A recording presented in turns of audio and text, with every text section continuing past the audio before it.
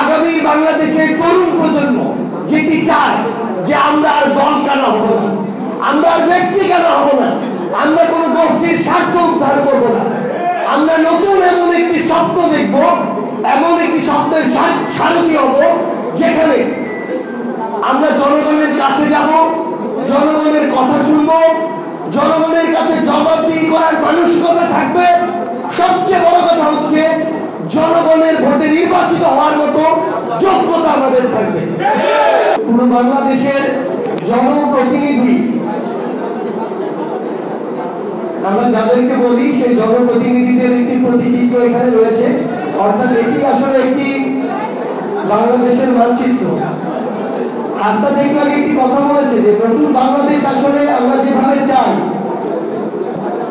জাতীয় নাগরিক কমিটির মুখ্য সংগঠক হিসেবে আপনাদেরকে শুধু একটি কথাই বলি, নতুন বাংলাদেশের তরুণ প্রজন্ম যেই স্বপ্নকে সামনে রেখে স্কুল কলেজ বিশ্ববিদ্যালয় লেভেলের স্টুডেন্টরা এভাবে জীবন দিয়ে গেল, ফ্যাসিস্ট বিরোধী সকল শক্তি ঐক্যবদ্ধভাবে রক্ত দিয়ে গেল, সেই নতুন বাংলাদেশের প্রত্যাশা হচ্ছে আমরা এখন থেকে আর কোন ব্যক্তির হব না, আমাদের সকল কিছু হবে দেশের জন্য, দেশের মানুষের জন্য।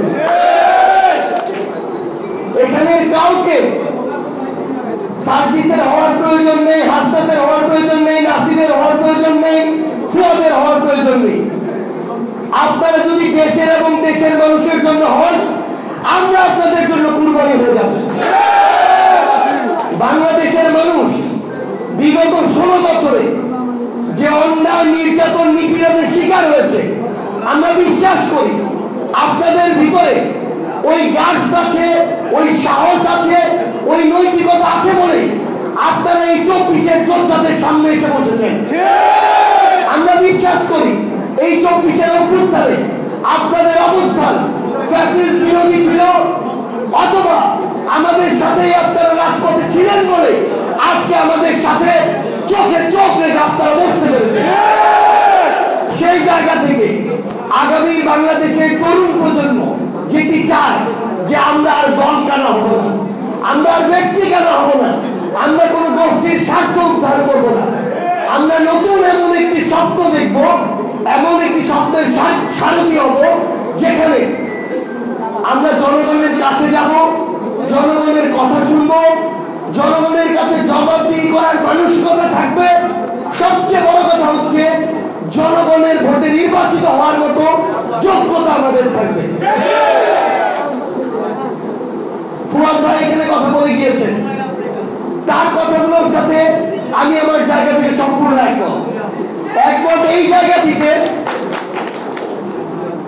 যে আজকে বিগত 16 বছর আমরা দেখেছি খুনি হাসিনা ক্ষমতায় টিকে থাকার জন্য এই বাংলাদেশের জনগণের উপর কিন্তু নির্ভর করেনি, জনগণের ম্যান্ডেটের উপরে নির্ভর করেনি, জনগণের ভোটের উপর আস্থা রাখেনি।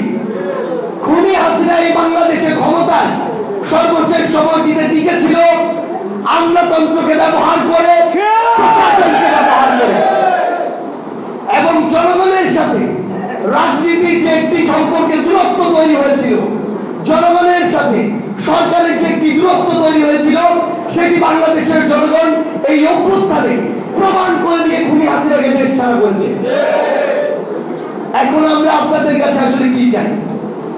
চাওয়া যেমন আপনাদের রয়েছে বাংলাদেশের মানুষের পক্ষ থেকে, অভ্যুত্থানের স্পিরিটের জায়গা থেকে আমাদেরও কিছু গুরুত্বপূর্ণ চাওয়া রয়েছে।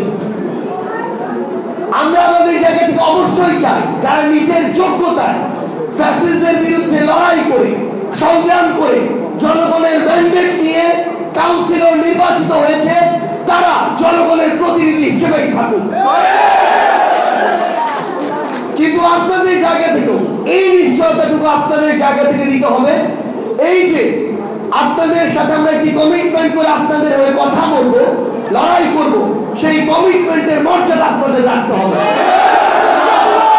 আমরা আপনাদেরকে স্পষ্ট করে একটি কথা বলি, আমরা যদি আমাদের জায়গা থেকে দেখি বা শুনি যে আপনাদের ভিতরে, আপনাদের ওই লিস্টে এমন কেউ আছে যে ওই ফ্যাসিস্টদের সময় প্রত্যক্ষ বা পরোক্ষভাবে তাদেরকে সহায়তা করেছে, এই অভ্যুত্থানে যারা আন্দোলন করেছে তাদের বিপক্ষে ছিল, যারা বিগত 16 বছরে আমার অনেক ভাই যারা বিভিন্নভাবে শোষণের শিকার হয়েছে তাদেরকে প্রত্যক্ষ এবং পরোক্ষভাবে তাদের বিরুদ্ধে জুলুম করেছে।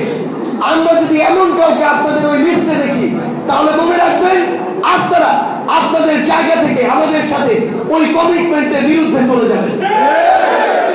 আমরা আমাদের জায়গা থেকে স্পষ্ট কিছু কথা বলি, আমরা আমাদের জায়গা থেকে দাবি তুলব যে আমরা আসলে প্রশাসক দিয়ে দেশ চলতে দেখতে চাই না। আমলাতন্ত্রের তাদের যতটুকু টেরিটরি তারা সেখানে কাজ করবে, জনপ্রতিনিধিরা জনগণের সাথে তাদের যতটুকু কর্মপরিধি সেখানে কাজ করবে।